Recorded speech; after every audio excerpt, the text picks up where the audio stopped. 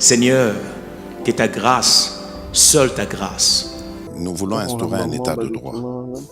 Et dans un état de droit, il y a une justice indépendante. Ce n'est pas à l'individu Félix Tshisekedi de commencer à faire justice.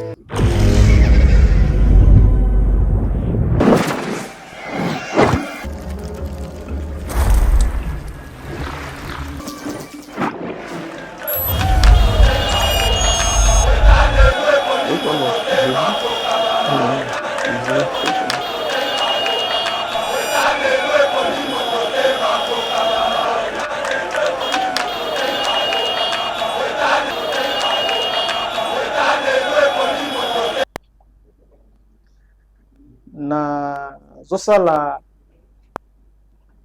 ONG ou na zosala partenariat entre ONG na biso Yeba TV où ils sont représentés par Etienne Tshisekedi wa Mulumba Major Kasereka, que je suis là, biso na bino bozomona na zocha bureau na biso na Fikini na kozala na besoin ya 4 minutes 200 000 personnes au Japon azoluka bozoya kukomisa kombo ya ofele boza kufuta même pas un 10 francs bozoya na identité na bino bopesi na des photos passeport tina ba kombo na bino comme ça tozwa contact na bango nombre bakuzala bakende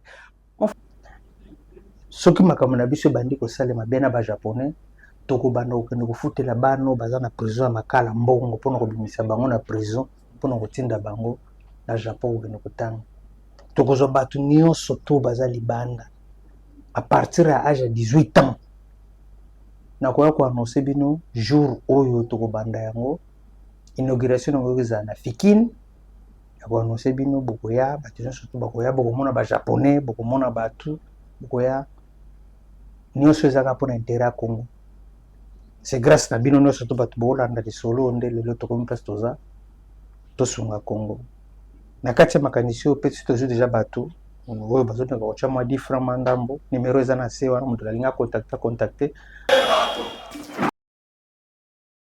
bandeko balandi ya Yeba TV spécialement émission Je connais Joseph Kabila avec Major Kasereka Etienne Tshisekedi wa Mulumba esengo ya kokutana na bino mokolo ya lelo jeudi 19 février 2026 tozokende maleme vers la fin du mois de février na bandi ete boza na kimia bokolanda biso de partout dans le monde na Afrique na Asie na Europe na Amérique na Océanie boza en direct sur Yeba TV bozwa rendez-vous avec Major Kasereka vraiment mingi boko banda kozwa ba actualité ba révélation ya makambo etali Joseph Kabila ba révélation makambo etali mboka na biso République démocratique du Congo lelo tokobeta masolo ebele ba révélation sur l'assassinat ya fait musée Laurent Désiré Kabila la famille Kabila tokobeta masolo ebele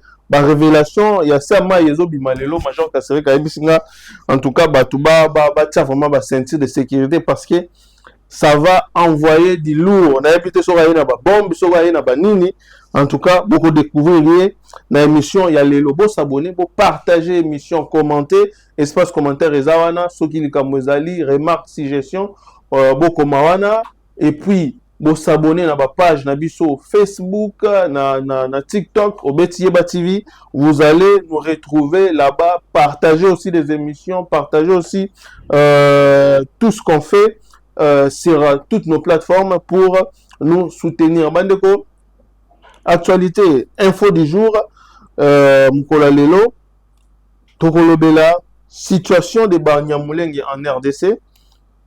Corneille Nangaa pris dans son propre piège. À force de crier au génocide de Banyamulenge, Corneille Nangaa pensait imposer sa vérité. Mais les faits résistent. Jusqu'à présent, aucun rapport international crédible n'a confirmé l'existence de massacres systématiques visant les Banyamulenge par l'État congolais ou par la population. Même des voix influentes à l'étranger évoquent l'absence de preuves tangibles. Corneille Nangaa a menti, il n'existe pas de preuves tangibles, tranche Chris Smith, membre du Congrès américain, répondant à la journaliste spécialisée dans les questions relatives à la région des Grands Lacs. Cette déclaration souligne une réalité souvent occultée dans les discours de certains rebelles ou opposants. Si des tensions communautaires existent, elles ne sont pas documentées comme relevant d'une politique de massacre systématique menée par l'État congolais ou sa population. En revanche, plusieurs exactions ont été documentées. Des rapports indépendants documentent surtout les violences liées aux groupes armés opérant dans l'Est, notamment FCM23, et les souffrances des civils pris au piège des offensives. Employer des mots lourds comme génocide sans enquête solide n'est pas anodin. C'est une manipulation qui brouille la vérité et banalise les vrais drames. Massad Boulos sur France 24. Washington durcit les tons. Kigali sous pression. Les messages venus des États-Unis est clair, la patience touche à sa fin. Sur France 24, le conseiller américain pour l'Afrique, Massad Boulos, n'a laissé place à aucun doute. Les responsabilités dans la reprise des violences à l'Est sont clairement pointées, avec un lien direct entre Kigali et les M23. Fini les temps des avertissements. Les États-Unis exigent la désescalade, la fin du soutien au M23 et le respect des engagements de paix. Les sanctions pourraient encore frapper plus fort. Ces changements de temps marquent un tournant. L'Amérique sort de la prudence et assume désormais une ligne plus dure, plaçant Kigali face à ses responsabilités. Dans ce climat de pression internationale, les appels récents au dialogue lancé par Corneille Nangaa ressemblent beaucoup à une course contre la montre. Les rapports de force changent et les regards de Washington pèsent désormais lourd sur la suite de la crise à l'est de la RDC. Une chose est sûre, les temps américains n'est plus les mêmes et toute la région l'a entendu. Bandeko, tokozwa tokena régie, tozwa élément oyo. Il y a Massad Boulos na France 24, bisika wapi, boko yoka ba déclaration, positionnement des États-Unis, ndenge échangé la situation d'insécurité dans l'Est de la République démocratique du Congo. Tolanda, Massad Boulos, c'est lui qui est le représentant des États-Unis dans la région, il y a Grand Lac, et puis dans l'Afrique subsaharienne. Après, tu as pour analyser. Nous avons été extrêmement déçus par ce qui s'est produit en l'espace de quelques jours à peine. Mais imaginez un instant si nous n'avions pas eu cet accord. La situation aurait été bien plus chaotique. Qui est responsable? Qui est responsable? Alors bien évidemment, c'était le M23 et le Rwanda qui s'est emparé de la ville d'Uvira, c'était très clair. Donc le président Kagame a trahi la confiance de votre administration et du président Trump lui-même. Il y a eu une sorte de violation, à notre sens, c'était une violation grave de l'accord de Washington. Faites-vous toujours confiance au président Kagame? Nous espérons pouvoir. Vous n'êtes pas sûr? En tout cas, nous travaillons avec lui, nous échangeons avec lui. Nous attendons de voir des mesures concrètes sur le champ de bataille, mais ce que nous voyons, je tiens à être clair sur une chose, c'est que le M23 soutenu par le Rwanda s'est emparé de la ville de Uvira. Après nos échanges avec le président Kagame, eh bien, ils se sont retirés de la ville d'Uvira. Mais pas totalement. Pas totalement, ils sont encore sur quelques points forts autour de la ville. Vous le savez. Ils sont même allés un petit peu plus vers le sud avant de remonter. Mais il y a eu au moins quelques actions entreprises. Faut-il des sanctions contre le président Kagame? Au Congrès, il y a des pressions pour imposer des sanctions au Rwanda et peut-être à lui. Alors, Alors, vous l'avez vu dans l'audience publique qui a eu lieu à la Chambre des représentants récemment. Vous avez vu nos responsables américains faire des témoignages. Nous avons également briefé le Congrès. J'ai personnellement briefé le Congrès sur cette affaire il y a à peine quelques semaines. Nous avons annoncé ces événements. Nous avons été... Voilà. Major, bonjour. Bon.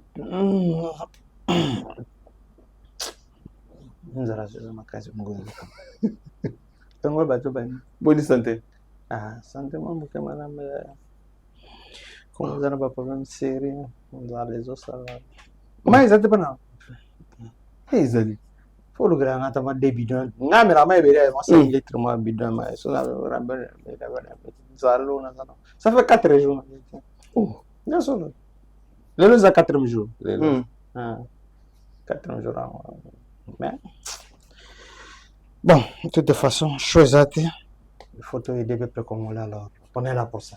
Très bien, Major. Actualité, tu l'as dit dans la vidéo. Lobby, qui discours, il y a multinationaux. La situation Italie, insécurité dans l'Est et en Bokanabiso. Rwanda, qui peut pointer du doigt. Après signature, il y a accord à Washington. Pour sentir changement de narration, Lelo Oyo, États-Unis a commis pour exiger Rwanda à respecter scrupuleusement l'accord il y a Washington et ambassadeur Massad Boulos a lobby yango qu'il y a une violation grave de l'accord. Lelo américain va permettre sous violation un modèle honnête. Qu'est-ce qu'on peut dire? Lelo la RDC est en position de force dans Makambo Italie insécurité à l'Est, guerre wana tozolo ngamo ou comment? Bon, avant tout, nasa la intervention nga, pesimbote na Mokonzamboka,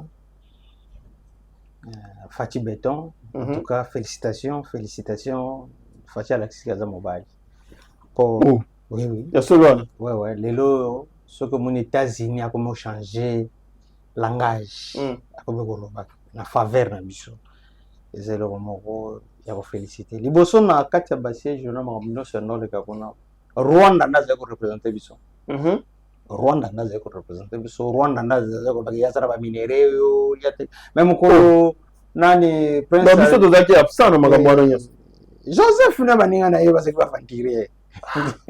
Tu peux imaginer que prince autaki Dubai aye na Congo. Facha mimi ano l'accès ba place biloko tokozo akena Rwanda Kagame mimi pesa bangombe l'accès place minéraux c'est grave boko ezala ba vampire ba ba minéraux to ba yoka ezala ba yoka ba monya mote ba bangombe l'accès basiela ya boel wana l'accès asuki wana diko l'accès le côté mais facha mimi je te dis que Rwanda baza na ba richesse belé. Mboko ozomono yo. Wala sika bangombe. Mboko ozomono yo. Quelque part. Facha zobunda ye moko. Na profiter na parti on est bisa na Mokonzamboka vraiment avec tout le respect. Le seul unique président a travaillé na ba opposant. Eza Fachi. Mobutu a travaillé na MPR. Na bubebe na otango bote monsieur ko muta MPR. Soza muta MPR to salati. Mobutu a travaillé na MPR. De bon Mobutu a vivre. Moussa Kabila Koti a travaillé na AFDEL, a kanga tout. Atingi ba. A travaillé na AFDEL. Après Liwa Mouzé, Joseph Kabila, monsieur le président, Joseph a travaillé na batu. Kaka a PPRD. Et ça tout le monde a travaillé na pas Joseph a travaillé na PPRD.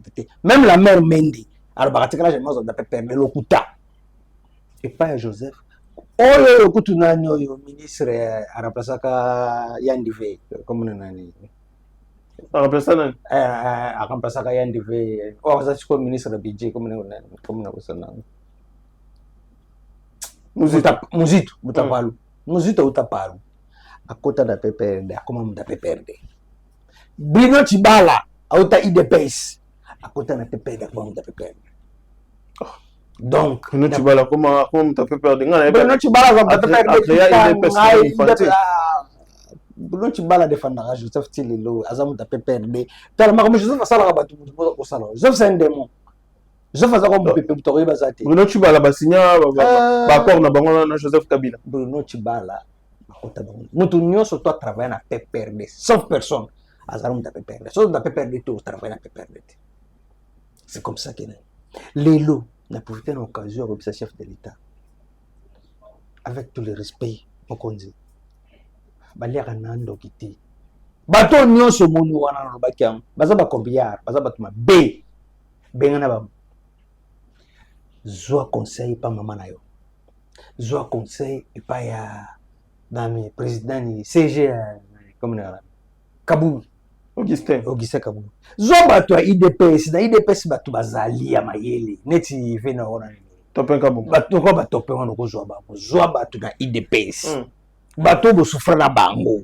bato ya IDPS zwa bato ya IDPS tia bango na musala longa bato nyonso tu wana bato nyonso ngana yebi bango baza bato te nzambe na ngai nzambe mboko ekopesa non bato tu bazo entourer président Fachi bazo travailler contre la conseiller nyonso tu ya Fachi 100% tozo mona 85% ya ba aventurier na gouvernement ya président bato nyonso baza na 85% ya ba aventurier. Est-ce que vous avez un truc là nani bati lukwebo bolibera bati lukwebo bochi bozu mutu kwa o nani za gouverneur bati lukwebo a témoigner fidélité naé envers le chef de l'État Félix Antoine Tshisekedi loyauté papa gani na hivi bango acha salini gani na hivi bango tika batona baza batu manamute tozu mutu lo kwa nani Paluku Julien est-ce que mutu kwa Julien Paluku akoza la pénal loyal pas président à cause de fil pas président ma bien les amis tika bon on va battre tout monsieur le président zo battu IDPS tiabango baza ba compétent baza bato ba ko sa musala zo battu IDPS ko zo battu IDPS nani telekola nani ministre nani comment nani Alain Chilunga ministre des travaux publics provincial te wana baza bato malamu te wana ba incompétent bato ko bomisa ozuki tozo mutu ko nani ba ministre musuzu nani wazo buko bandako bato nani wasama mlendenge Léon Mulumba te wana baza ba incompétent wana bato te luka bato soko zuzu bato ko zuka ka mutali bosu non yoka nani CG Kabuya na mabete ponga za makasi na information non yoka CG Kabuya na mabete non pe na yoka na divena wana te topenga bongo na mabete te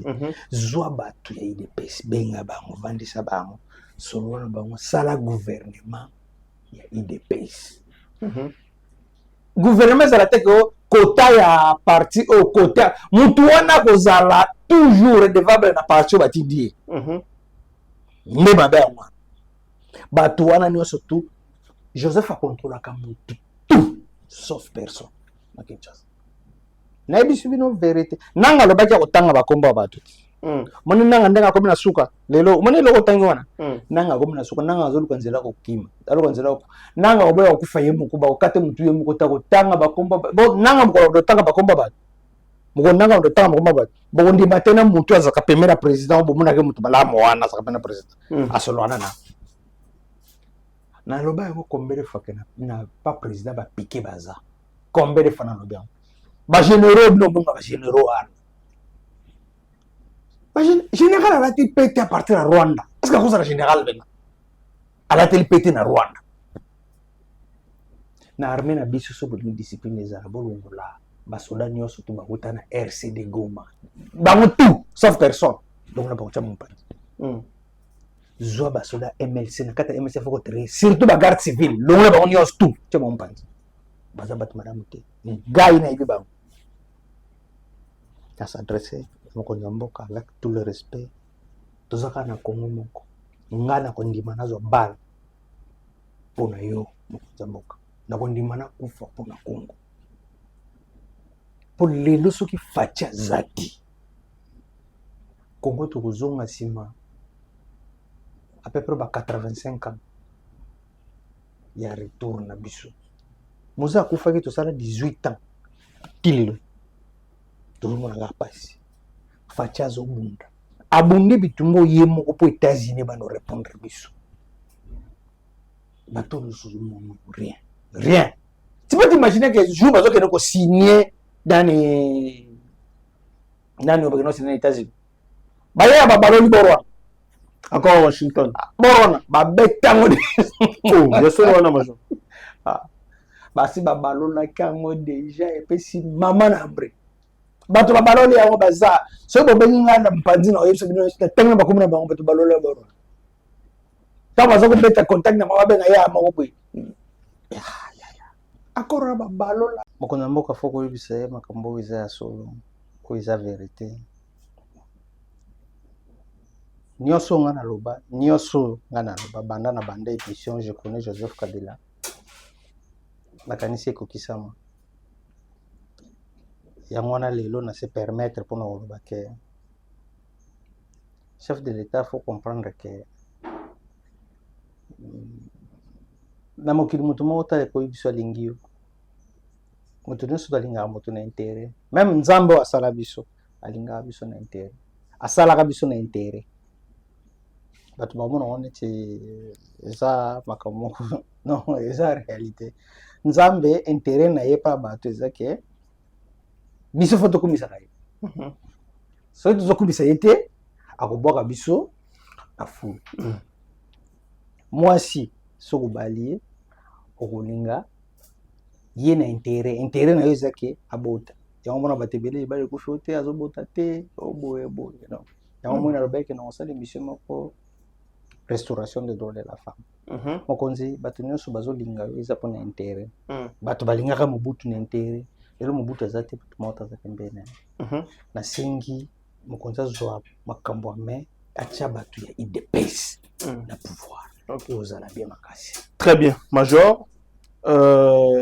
Namoni vidéo moko et circulé makasi na internet. Pour bakongomani pe balinga ba eba vraiment la vraie vérité concernant liwa ya musée.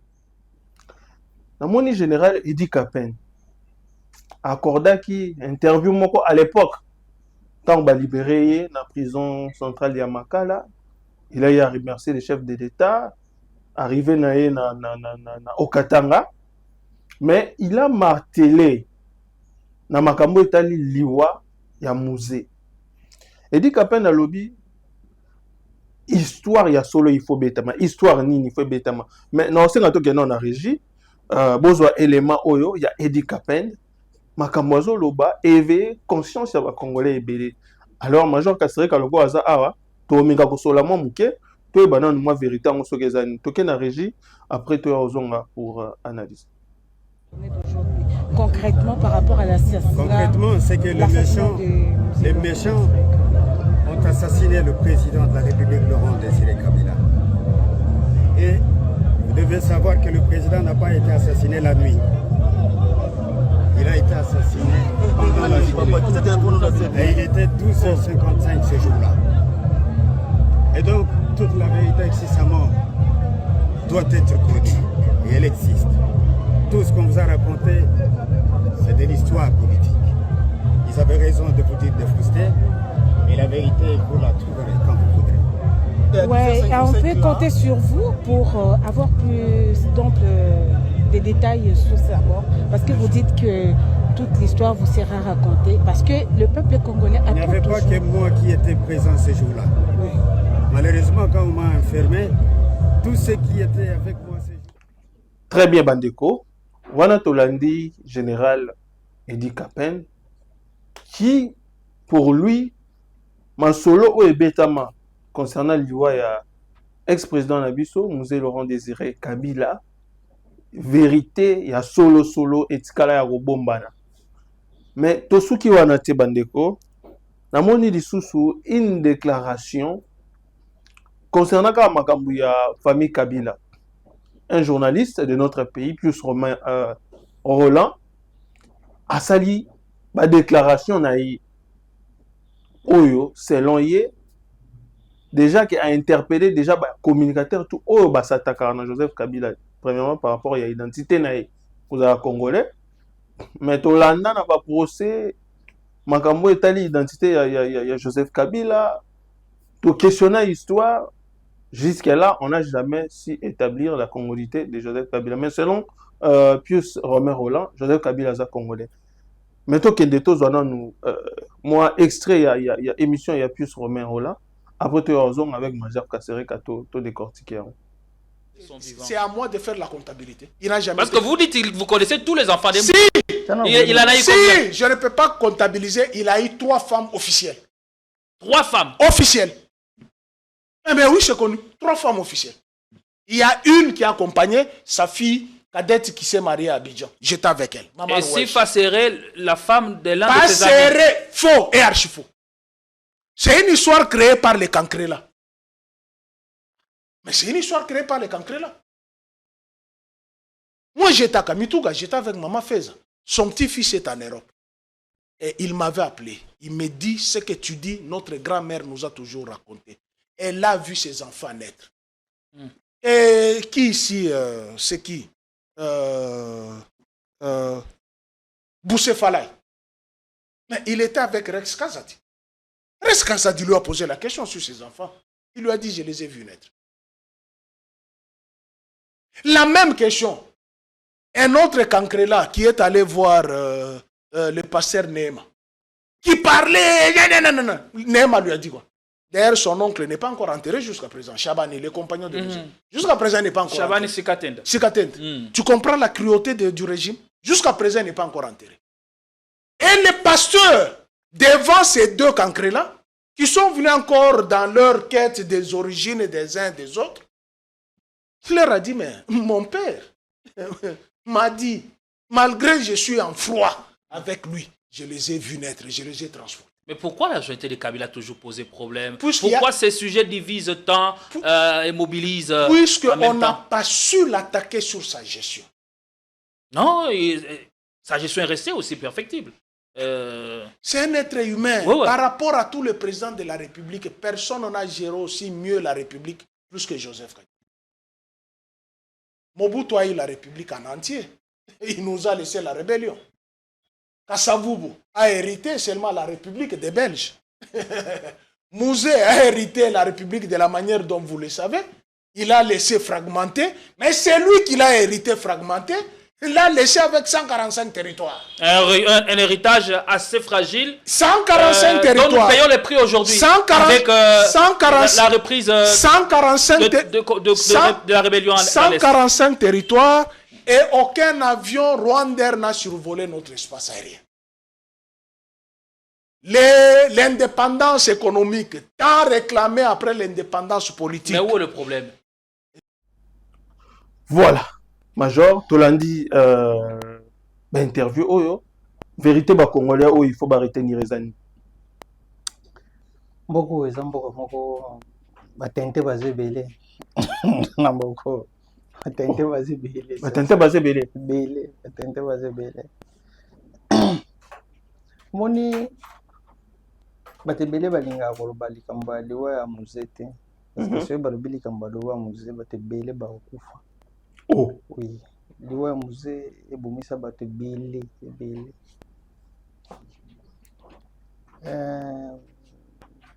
Edi Kapenda lobi boli. Musée Kabila babomai na butu te babomai na moi. Histoire nyonso bayebisa bino eza faux. Na koyebisa bino vraie histoire. Mais Edi Kapenda aza moto ya liboso ayebisa biso ke musée babeta ye 3 balles. Okay. Na tuna motu nyonso tuna mokili. Musée babete 3 balles. 3 balles yango babetelaki yango place nini. Aza expert en balistique. Babete balle na motu, na motema, na lipeka, na likolo, na libumu. 3 balles wana eza na motu moko tatika ko ba place babete. Eza na motu moko tatika ko ba place babete.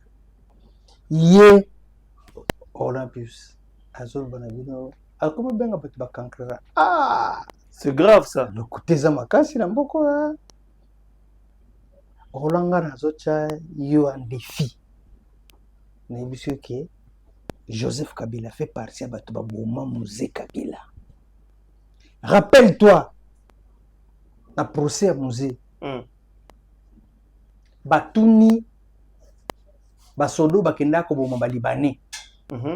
batuni bango nani apesaki bino ordre que noko boma balibane barbe mutu apesaki biso ordre Joseph Kabila chef état-major général ya force terrestre ba juge bakoka continuer en société parce que Joseph c'est comme président bakoka uluba mutu ba vidéo ezali ba vidéo existe nakati émission na biso wa c'est comme na suka na opeso ba vidéo na ngo chango attends l'émission prochaine tozongela ngo mona Joseph Kabila za soda aza général taza soda mulongo ayebi bal place nindi ça c'est kokota place nindi ça c'est kokota te na robana na batu nyonso tu ke no na kobetaka lisolo ya liwa musée omoni seno basala na kiti wana muta décor muta a dessinango po basala aventure basala na kiti wana ezaka alamba général colonel alamba muta dessiner le wana alamba sala yango na erreur erreur nini major nde eloko bomise tosala video cha video na l'action ma moderne alamba sala erreur bato bazomona bato batala video je pense que la régie va attendre déjà senga na régie ba chez le vidéo botala kiti wana parce o muza vandaki la kiti muza vandaki mutabeti porte na aile gauche ya musée na aile gauche ya musée muza yebisi ekota mutakoti mutu wana azalaki na revolver soi-disant Rachidi tangu Rachidi akoti akomi wana azoyebiseli comme na litoi Rachidi abeti ye 3 balles abeti mutu abeti musée Kabila 3 balles nazo démontrer bino lelo na vidéo botelo na ba vidéo nyonso na kiti ya musée ndenge avandaki Rachidi akoti na aile gauche première balle abeti ezwi na épaule ya kiti soki balle ekoti na épaule ya kiti veut dire ezwi yo te po olali balle ebeti na épaule ya kiti ebeti na épaule na yo te ebeti na épaule ya kiti badesina yango botala yango na vidéo na komona deuxième balle babeti ezwi na liboko ya kiti liboko droite ya kiti badesina yango sous encercle.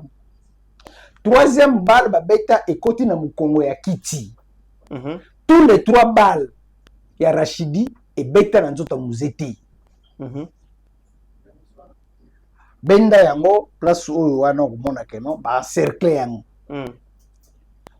tous les 3 balles oyo babeta musée Kabila ekota na nzoto ya musée te première balle eza balle oyo ezwi na épaule ya kiti na épaule ya kiti ezwi ye te deuxième balle eza balle oyo ezwi na liboko ya kiti droite troisième balle oyo ebeti na mukongo ya kiti balle ebeti na mukongo ya kiti mais ebini boso ya kiti te tous les 3 balles ebeta na nzoto ya musée te sikoyo Joseph azali mwana ya musée azwi ba expert en balistique tango bakomi esika na bakotala dessin wana bakoyebisa ke dessin oyo eza mabe mais pendant que bazoyebisa ke dessin eza mabe basi bapublier déjà image wana azalaki so na choix te nde dans Joseph azalaki nango contre alamba aye kobenga alamba mpona nini osali dessin oyo mabe alamba bisi zere or alamba asalaki yango nanko pour que bato bakoyaka na nsima bacomprendre ke muza kufa na kiti oyo te c'est grave major soka kufa na kiti wana takufa musée eza na mutu moko te même ye Edi Kapende na tie en défi musée Kabila kufa na biro wana te ngasi nalakisi yo comment est-ce que tous les 3 balles na kosepela mokomosu tosala na yo video ya ngai kovanda na fauteuil banda moko bona olakisa yo na munene na musée soki balle ebeti ekokota ekobimati ekoki kobimati ekota na liboko ya kiti wana ekoki mpe bon c'est presque même possible yo beti na lisasi koto so ekota so na liboko ya kiti ndenge nini na côté gauche kaka ekota ndenge nini fozala bon enfin nayebi te fozala na Olympius na Joseph Kabila parce que mayele na bango mibale esaka ya bango mibale en tout cas sincèrement na comprendre yango te or moto asala yango ngai ayebisanga bina sala yango na nko nakosi te nataki kobona ya lamba ndelo kobombisa lamba na balabala mbena isa melo ne bombisa lamba elo bombisa lamba yango décoration wana asala yango mabe pasala yango na nko parce que yebeke kobeta ebeta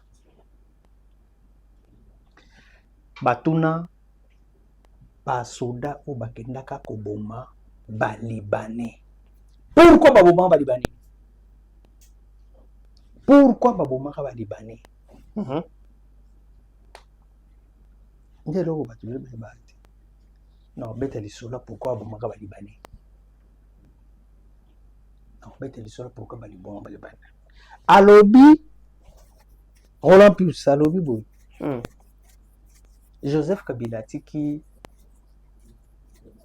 Congo entière na 144 territoires 145 territoires 145 Roland Plus Joseph Kabila sali rébellion yo sali RCD Goma na loba ya ngombala na mbala Joseph Kabila mutasala RCD Goma bato nyonso tu bakimaki na liwa ya musée bazalaki na prison babimisa bango bakenda kokutana RCD Goma na otangelo bato mibale baza awa baza ba généraux bato kima bake na nani na M23 Major Bora na lieutenant Bati na Georges Merinde aza la Suède Bora asa général na RCD Goma mazalaki a na Joseph Kabila asali a na Joseph Kabila Bati yen kuta sati lelo aza a batanga bango na liwa muzi Joseph Kabila kanga bango te baza a babobi papa na yo ofandi bajijo basambisa dossier wana tango bakena ko bakomi ko mermere Joseph aliye bango bajijo nyos Joseph bon donc ce mutabike notre identité Joseph Kabila ngai kutu nazo défendre musique kaka pona za congolais nasala kankete ya liwa ya musique kaka pona za congolais et non que pona za mwana eno mutalingaka mboko na bango bazaka misato eza Patrice Emery Lumumba eza Papa Etienne eza Mose Kabila 4 personnes tozani eza Fachi bato balinga mboko mboko yo ce mutu abetele bien lisolo mboko ce mutu ayebi biso na je connais Joseph Kabila na yebi Joseph Kabila ezali kambo te komemela bino bavantine abetele bien lisolo gauche droite te nga na beta na lisolo to bayebisaki nga na yo te la plupart ya solo nazaka na kata kopo wana o nazo témoigner lelo o nazo ba lelo ezate mutu abetelaki nga te alamba ndazo ebisanga ngai mutu abetanga fimbu omona esege bakanga ye pa ya colonel alamba na auditora mutu azala kosambisa dossier komona ye Géry Ilepa lelo aza colonel lieutenant Géry Ilepa à l'époque akangaka sege moi j'ai eu le temps à recevoir na bato belé na yebani na bato belé pe makambo na lobaka ezaka ya solo boko vérifier. Très bien, Major. Nalikambu ya nationalité à Joseph Kabila, les journalistes à lobby, il faut bokendeti na Rwanda, bolakisa village à Joseph Kabila, bolakisa bisika ya Botama, bolobi azamwana ya mama Sifate, alors que ba témoignage ezali, ba preuve ezali selon ye que Joseph Kabila a bel et bien mwana ya mama Sifa Kabila. C'est bien bon. Lokuta ya gambango na sa sévérité ya malef. Nebiseki yo ngana ibe tokende komona nzuzi wango. Mama nzuzi wango baza vivante. Nani oyo azalaki na miba mokamba Jonas mokamba papa wana aza vivant tosala tout possible omona ngai na bande kokende kolanda bato ya IDPS bakanga bango bazalaka na prison lokola Jean-Louis abande kosala démarche pour kabimisa nane nzuzu mbona bakamitatu eza eloko kobomba te eza histoire bala eza na bavideo balakisa bango bazalaka na prison babima nazopesa date le 5 janvier 2001 les jours bango bazobima na prison mutakenda kobimisa bango azalaka Jean-Louis to banda kokende na Jean-Louis mpona namona mama Sifa na prison ya Makala Sifa mane bakangi ye po atielaka musée poison azalaka na prison Sifa mane atikala jamais kozala mama ya musée Sifa mane azalaka na prison soki ye Roland azalaka journaliste akoki kosala bainvestigation na ye moko akende kosala okende na prison Makala Sifa mane azalaka na prison ya Makala afeta na prison ya Makala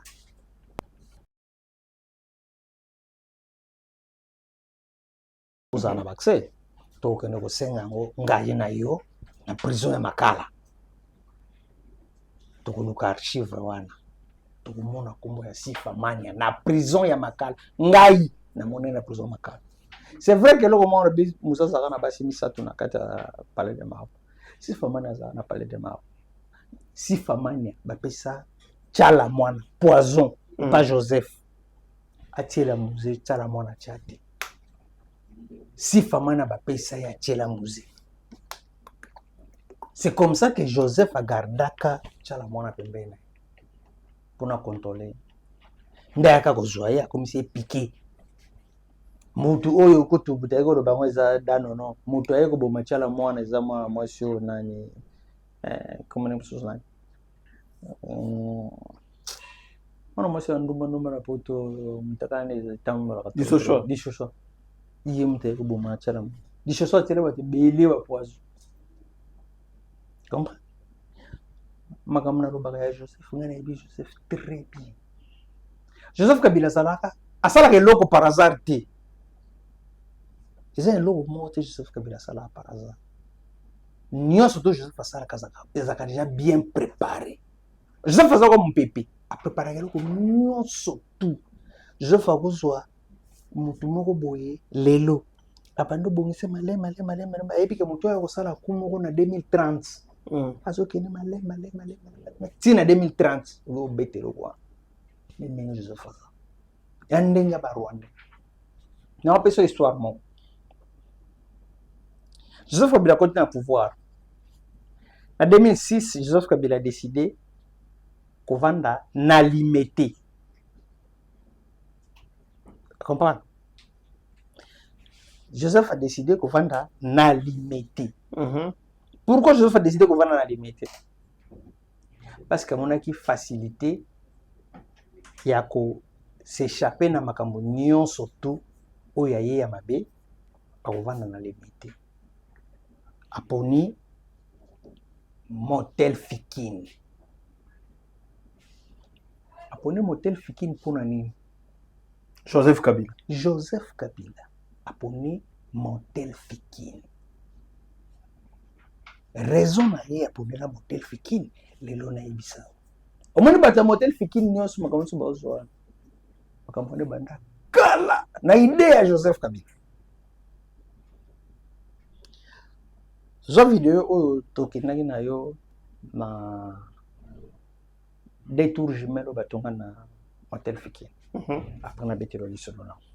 Très bien. Tokenda na régie Meshako Chudi proposer biso descente ya major na limité Motel Fikine bisika batongi d'abord cité moderne batuba mon aller pourquoi il y a descente wana et puis toi kozonga to analyser mais to suka ki pera wana te tokenda kiti échanger kuna pe ba révélation ezali batu ba découvrir mbala moko descente ya major kuna et salami pona nini tokende na régie tozo vidéo après to kozonga pour analyser oyo mibale eza un tour historique.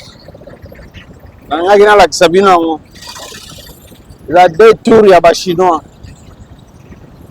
La tour on a intérêt à la famille Kabila. Je connais Joseph Kabila. Alors, il y a tour deux tours jumelles, des tours vraiment pas problème. Comment échanger? Échanger. C'est pas pour rien que on peut même échanger. Comment boulevard? Boulevard. C'est pas pour rien que on place. Alors, dans l'émission, on va expliquer le pourquoi on place. C'est bon. Voilà. Tout le monde a vidéo, major. Tout le monde a retenir. Au moni des tours jumelles au bâton à la cité moderne. Joseph Kabila, Azar, maman aventure. À ce pays-là, cause on n'a qu'on a eu, place où il y a qu'on se réfugié. Il faut aller là, na carte échanger pour la sécurité. N'a quoi Joseph Kabila. N'a quoi Joseph Kabila. Il faut aller na carte échanger pour la sécurité. Oh. Pourquoi on a échangé? Il y a un temps où tu as le corona place de l'autre qui est échangé. Échanger, n'est-ce pas? Si on continue à échanger,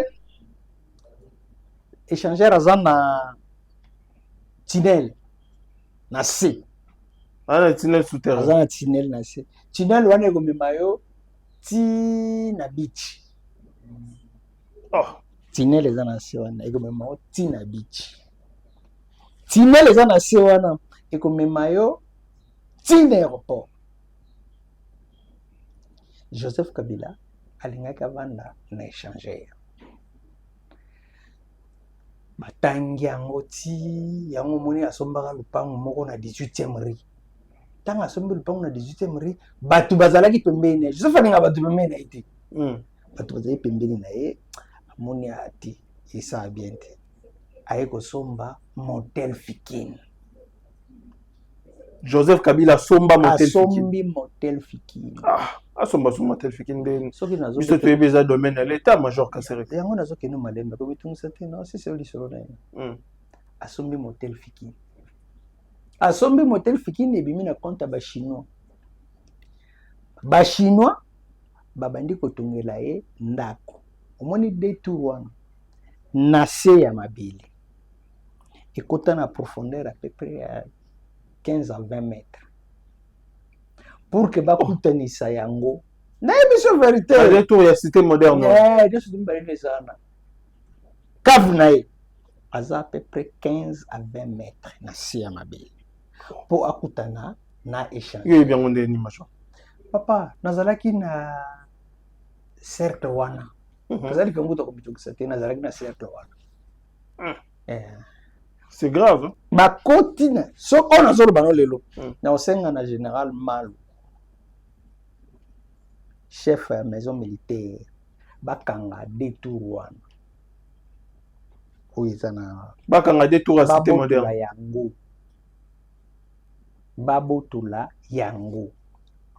Détour à cité. Et kita tinasi. Nase nango. Batonga yango pour que ekutana na tunnel ya échanger.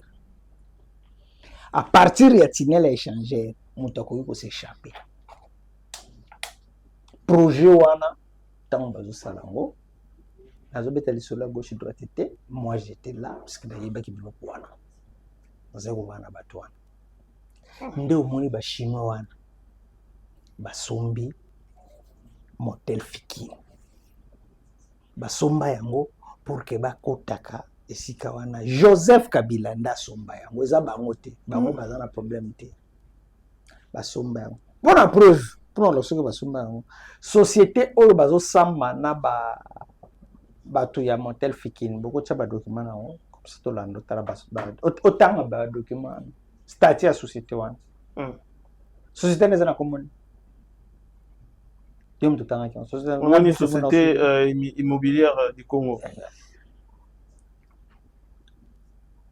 autant la société wana yango wana bazomona botala société wana na société wana numéro ese na mwana numéro na mwana ni apparemment eza ba société écran major voilà tomoni bango baza pena identifié te na niveau ya l'état sikoyo société wana eyebani te statut no moya wana bolanda na société wana eyebani te existaka te eza nango basociété lokuta basociété mwana mwasi oyo nani Fortunata basociété ya Fortunata moto asala babiloko wana société na bongo na wana société wana basali yango pour que babotola motel Fikine bacha motel Fikine na maboko ya Fortunata a récupéré ndenge omoni motel Fikine nyonso to eza wana batonga yango na bit moko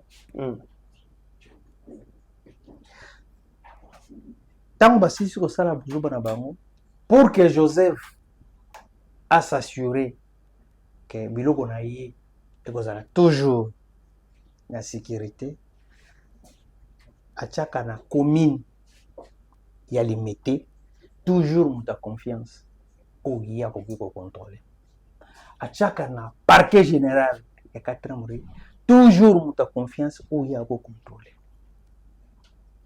pourquoi parce que badossier na ye oyo ya motel Fikine soki elingi ekende bato na ye bayeba koma te eske bakokalme yango comprendre ndenge nini moto wana jouaka asalaka projet à long terme asalaka projet te ke donc azosala yango lelo pour que lobi ezonga boye te asalaka projet à long terme nde omoni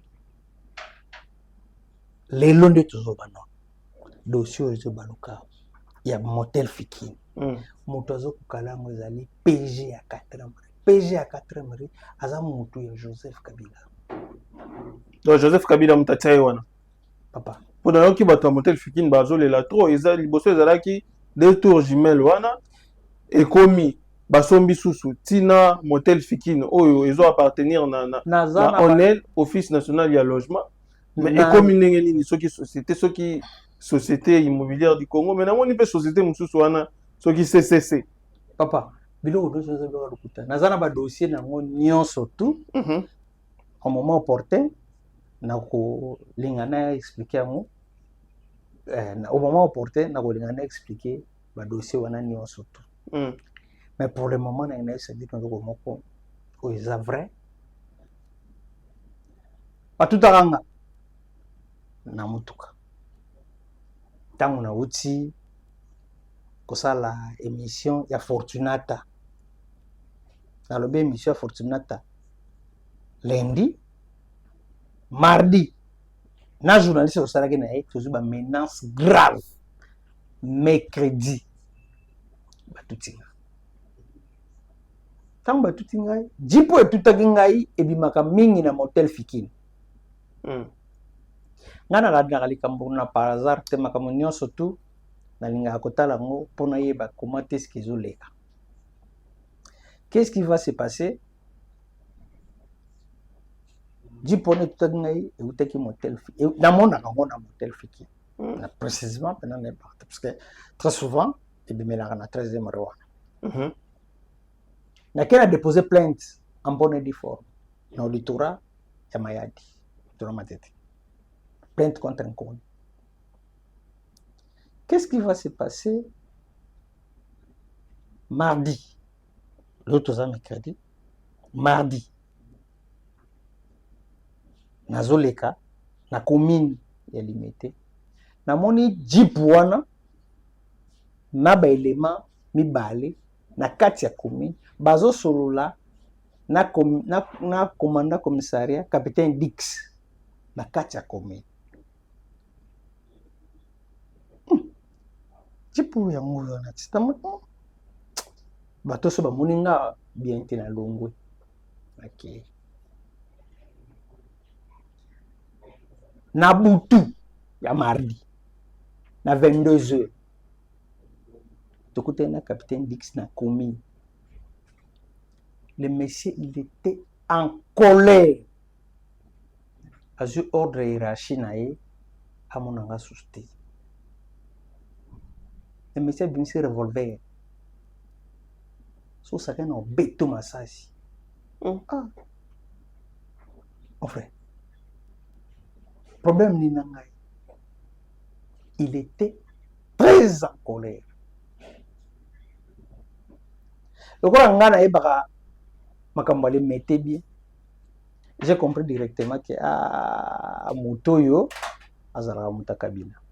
C'est la même chose na PGA 4 mori. PGA 4 mori akangangai. Mutayibi sa akangangai zaraka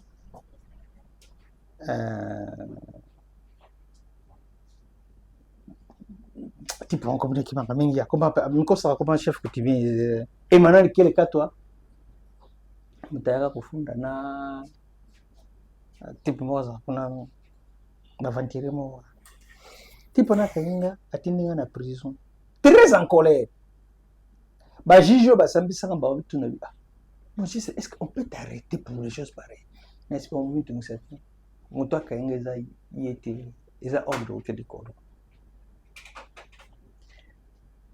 kobima na nga na prison nake koyebisa cousin nanga zu téléphone abengi PG ya katemuri oui azoyebisa yabi non toza na mandat d'amener ya CNS bazoluka type wana parce cousin nanga yebisa alobi moni muto oluka wana c'est mon frère il est de la famille. Ce qui va payer si mbongo pas yongo et pas ya dani c'est pas important hollandais. So lingo batela musala na tika makambo wana. Tango na moni de makambo wana. Na comprendre maman que capitaine oyo. C'est pour cela na commune bachaka major. Mais chose grave balongoli colonel azrekis kana bache capitaine ndazi sikana.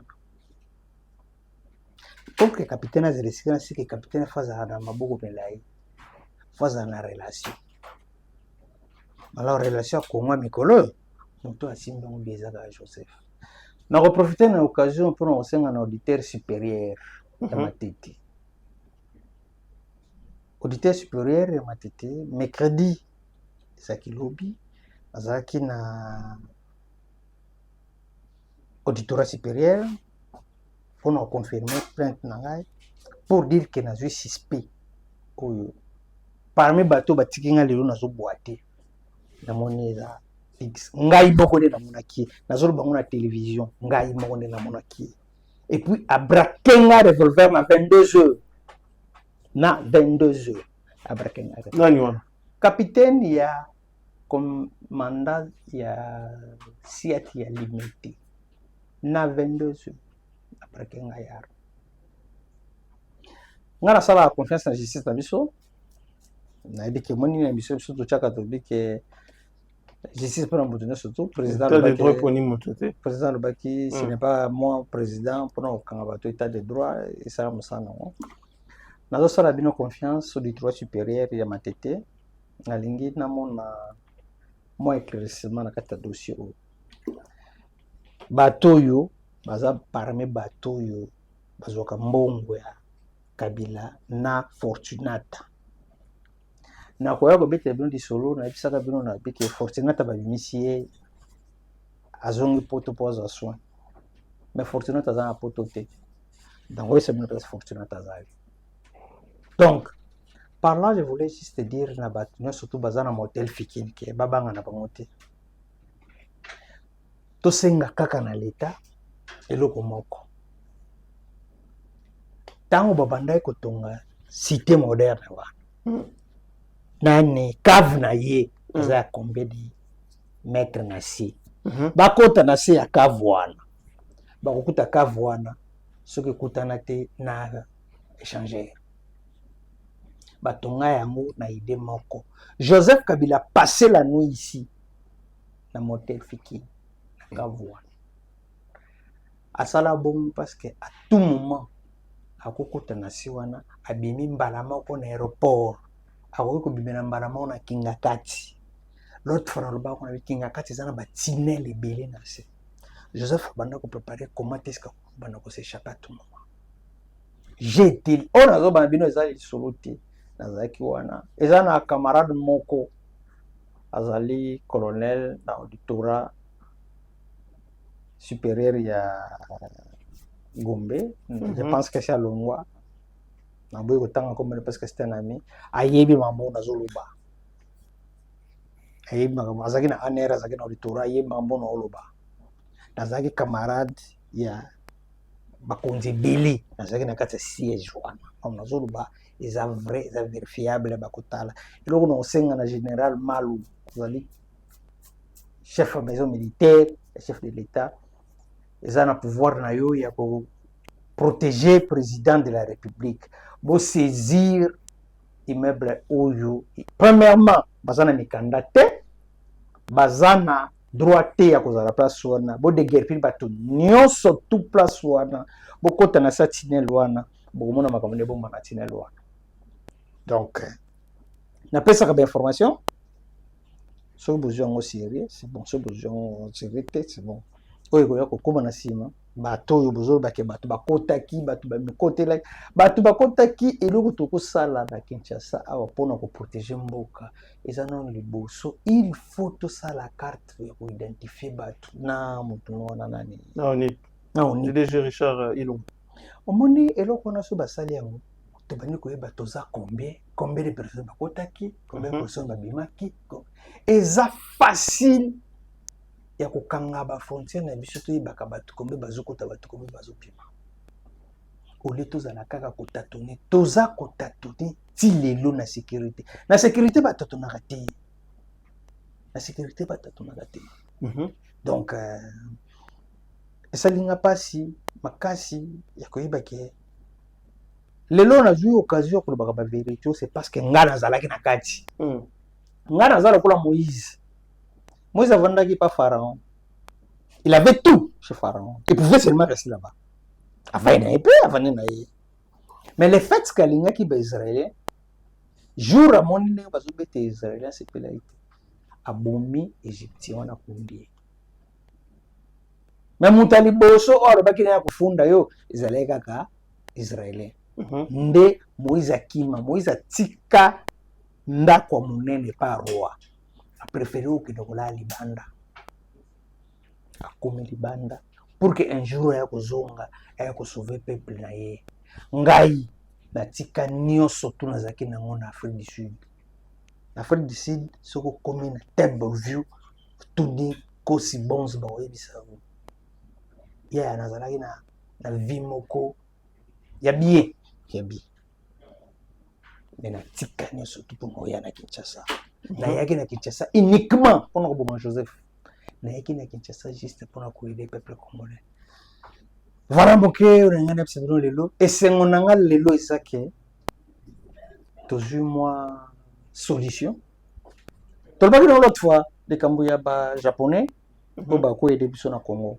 Mais na moni ba Congolais bazo de la trop major ba opportunité belé toujours raté pourquoi parce que les Cambo Italie gestion et investisseur dans mboka na biso ba autorité belé bazoya ba servir intérêt mboka te ba servir vision chef de l'état bango balingi likamba pourcentage bango balingi ko freiner ba dossier oyo ba kongomani et ko bénéficier na peuple congolais comment na likamba ba japonais tango beti yango et salinga na passe major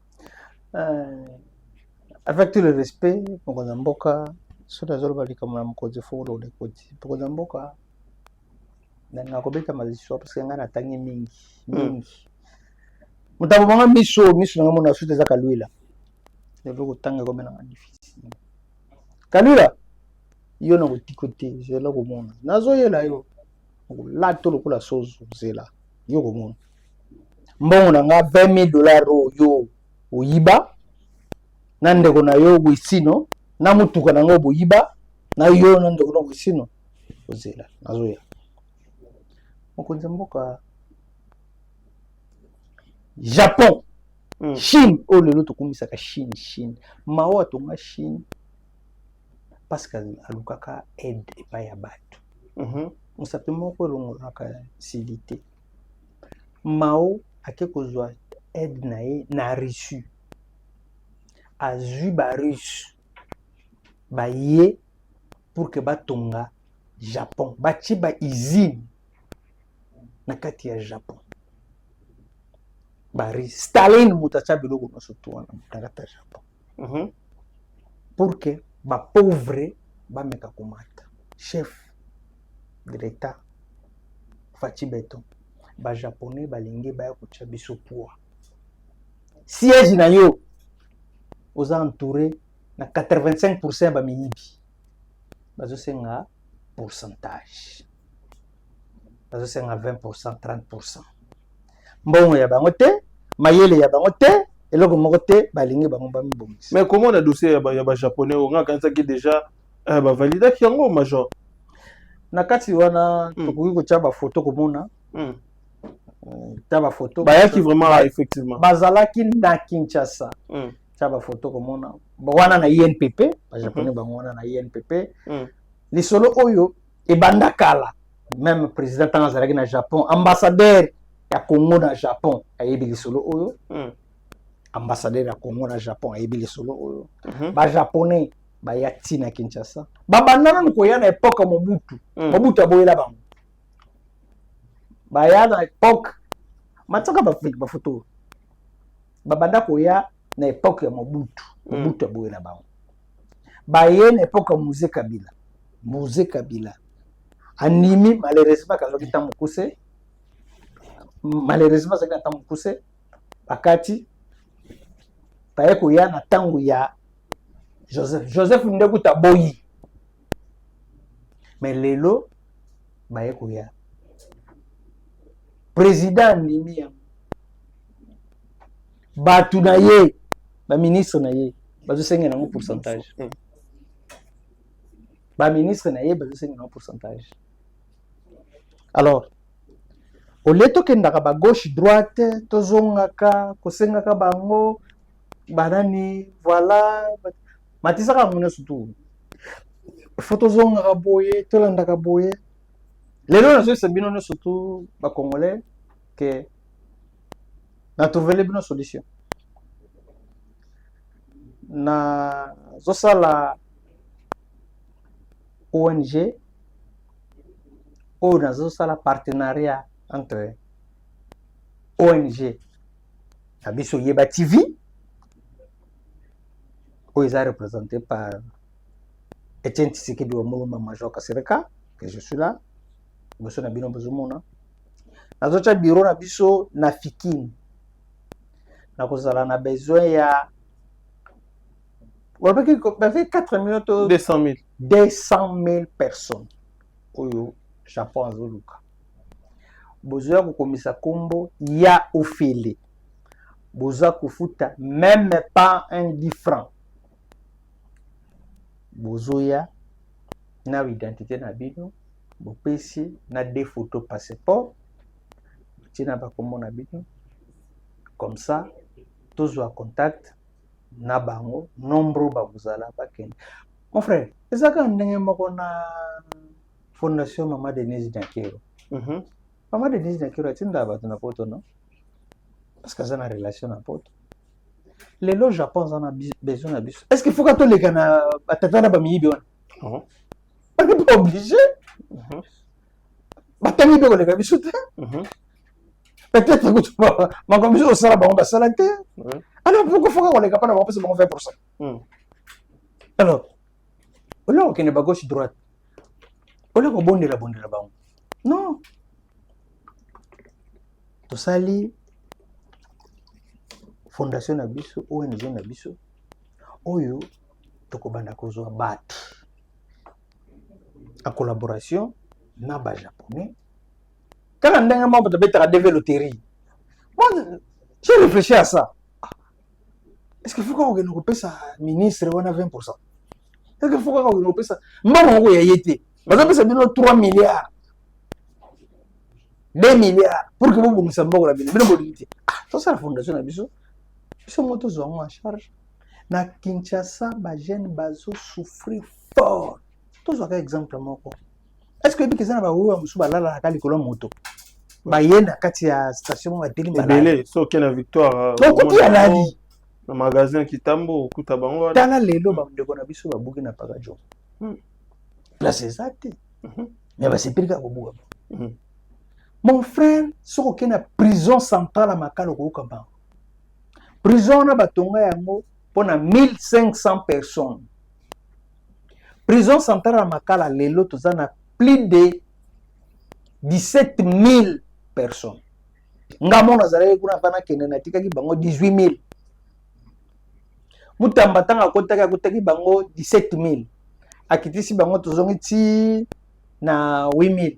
Mutamba lela ke prison centrale makala. Tozana plus de 18 000 personnes. Mon frère soko tala nenge batu bazo kufa. Batu bakufa na prison par jour. So bakufi muke. Mutamba lobaki yango. Zanga estimation ya Mutamba. Mutamba lobaki so batu bakufi muke bakufi. Zolo banabino makambo eza série na éviter soki qu'est-ce qu'il faut faire pour que ba autorité na biso. D'ailleurs premièrement nga vraiment naza sous na besoin vraiment okana kosenga ba autorité na biso te ke na bozong sa te. To aider Congo. To linga Congo. Ngapo na Congo naza prêt à se sacrifier. Premièrement naza ndoko perdre te na vie.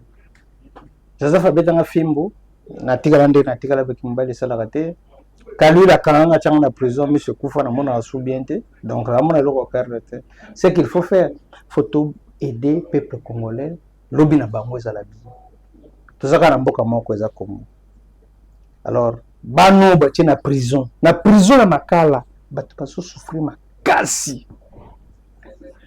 que t'as pas l'idée alors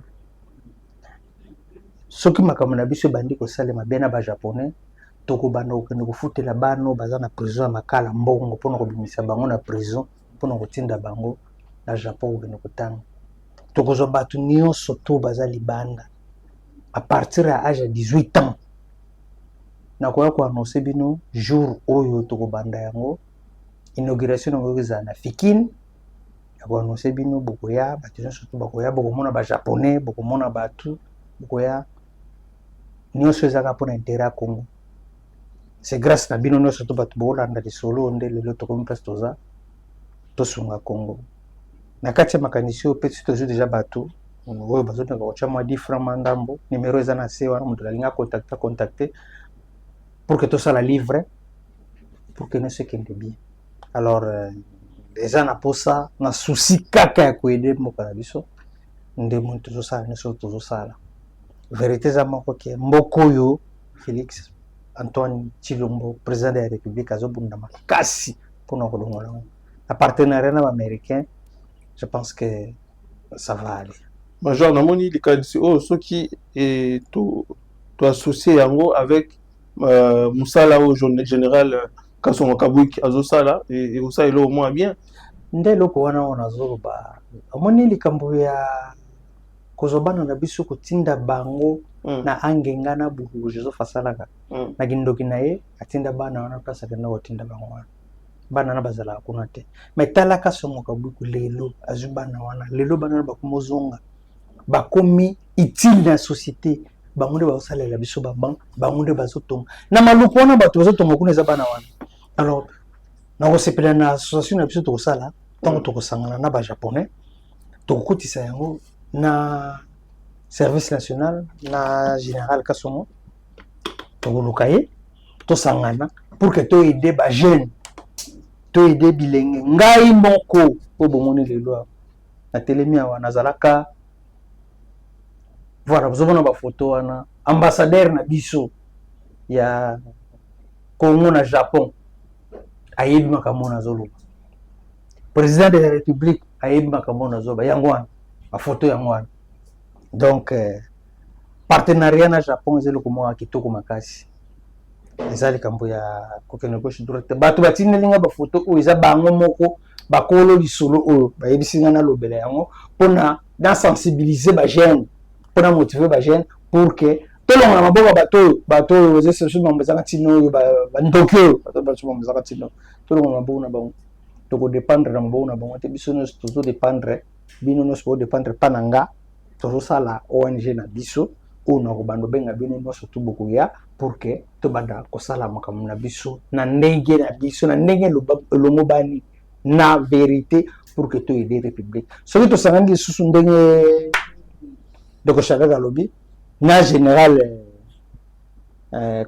Kasongo Kabula en tout cas ekozala eloko ya malamu makasi ye mpe so aza moto abaide ya bien moni encadre vraiment bayebi très bien en tout cas c'est quelqu'un à féliciter amoni na ye ça peut aller on va marcher tokoski susu koassocier mpe lisusu fondation Mama Denise mpona lisolo osini bapartenariat na bato mwa bele mosapi moko elokotaka siliti so tosangisi mwa masolo 3-4 personnes ça va aller et puis tokomata mais mpona biso moko je vous assure que tokosala yango ekozala na bureau na biso kozala na fikine pour que toyambaka bato nyonso to bawana mosusu bakozala bapartenaire tosangani kaka na bango pour que toévolue eza eloko bafoto wana bozomona na ngai nazalaki te ngai émission na ngai azali je connais Joseph Kabila ngai aza na kanda Joseph Kabila bango nde babengi ngai bayebisi ngai na sensibiliser bajeune congolais tozalaki na yo omonaki bango tosololi tokani bien bandimi bakofinanse biso pour que tosala mosala oyo alors tokondima kofinanse ngai ngai nde nazala mposa mbongo te azala mposa eloko te nazala kanda kuti bapesaka pouvoir mpo nakanga bato miyibo nyonso ngai ata bopesi nga 100 francs te mpo na kongo na kobongola bato nyonso nakanga bango mpo na kongo lokola motu moko andimi pour que toyede peuple congolais en tout cas je suis prêt à sacrifier tout pour nous aider Congo donc voilà un peu ce que tokoka koloba mpona lelo ekozala bien mingi. Très bien. Major, je pense que Fondation Lona, il y a Mama Denise, pour échanger comme ils ont sous Fondation DDNTT, mais comme Fondation Lona, baza vraiment ouverte la fondation, il y a travailler en collaboration avec l'objectif, il y a Sungamboka déjà que Nakatia Fondation, bah actions belé ou Salamaka dans les bits, il y a Kosunga ba Kongomani au baza peut-être na misolo na makoki belé te, il y a Kotanga, il y a besoin de santé et aussi dans le cadre de la formation professionnelle, ce qui t'a ajouté projet au Naba japonais, ça va en tout cas surtout le formation professionnelle. INPP avait accepté. La photo est en INPP avait accepté. Et comme le niveau du ministre va bouiller, pas besoin de pourcentage. Est-ce qu'il nous va bon plus tout ça va donc tout ça va normal. Est-ce que vous pouvez cette autorisation de que nous avons tout le monde ça peut engager ma voilà. Major Tokomi na souk émission malheureusement les mots de la fin. Non, en tout cas, il faut féliciter parce que ça Moussa qui toko na Congo. Parce que ça Moussa qui toko mtali beso pesimbote na vena biso na oya bakarte nani. Le DG Richard Ilunga. Le DG Richard Ilunga, to sala Moussa qui toko en tout cas félicitations bon Moussa na yo. Moussa DG Moussa na Yves nani kutu. Yves Ngangai. Ouais, zo sala na nini? ICC, voilà. Ngangani na ICC, en tout cas mbote mingi. Na musala kitoko zosala, pesi mbote na bourgmestre na biso, ma bourgmestre na biso ya limité, mama Feza. En tout cas maman na ba sala musala kitoko. En tout cas félicitations makasi pona e. Na féliciter auditeur supérieur ya Matete. Pona musala kitoko. En tout cas na osenga que la justice soit faite. Tomeka koyeba banani oyo bazana sima ya capitaine oyo. Voilà, donc on a vraiment mebeko meka kosalama pour tout faire dans compagnie. Voilà. Voilà. C'était l'émission Je connais Joseph Kabila avec Major Kasereka. To comme na souka bandeko, to senga na bino juste beau s'abonner, pour partager au maximum cette émission, beau tia ba commentaire ba numéro pesawana. Bon, bah, ce qui suggestion ezali, qu'est-ce qu'on doit améliorer, qu'est-ce qu'on doit faire beaucoup plus mieux que bah, tout ça là déjà. Bon, comme la biso, nous tous sommes vraiment ouverts. Il y a pour recevoir bah suggestion, on a bah mécanisme nabino tout, na toujours dans les bits il y a quoi améliorer, il y a quoi servir Mboka efficacement en tout professionnalisme. Allez sur Facebook, Yeba TV, TikTok Yeba TV, vous s'abonner, vous partager l'émission, ça sera vraiment pour vous une meilleure façon de nous soutenir Tokutani très prochainement avec un nouveau numéro. Bye. Na zosala ONG oyo nazosala partenariat entre ONG na biso Yeba TV oyo eza représenté par Etienne Tshisekedi wa Mulumba Major Kasereka, que je suis là biso na bino bozomona nazotia bureau na biso na Fikini na kozala na besoin ya avec 4 minutes 200 000 personnes oyo Japon azoluka bozoya kokomisa kombo ya ofele boza kofuta même pas un 10 francs bozoya na identité na bino bopesi na des photos passeport tina bakombo na bino comme ça tozwa contact na bango nombre bakuzala bakende soki makambo na biso bandi kosalema bien na bajaponais tokobanda kokende kofutela bano baza na prison ya makala mbongo mpona kobimisa bango na prison mpona kotinda bango na Japon kokende kotanga tokozwa bato nyonso to baza libanda à partir ya âge ya 18 ans nakoya koannonce bino jour oyo tokobanda yango inauguration yango ezala na Fikini yakoannonce bino bokoya bato nyonso to bakoya bokomona bajaponais bokomona bato bokoya nyonso ezaka mpona intérêt ya Congo. C'est grâce na bino nyonso to bato boolanda lisolo nde lelo tokomi place toza tosunga Congo na kati ya makanisi oyo mpe tozwi deja bato oyo bazotanga kotia mwa 10 francs mandambo numéro eza na se wana moto alingi contacter. Seigneur, que ta grâce, seule ta grâce. Nous voulons instaurer un état de droit. Et dans un état de droit, il y a une justice indépendante. Ce n'est pas à l'individu Félix Tshisekedi de commencer à faire justice.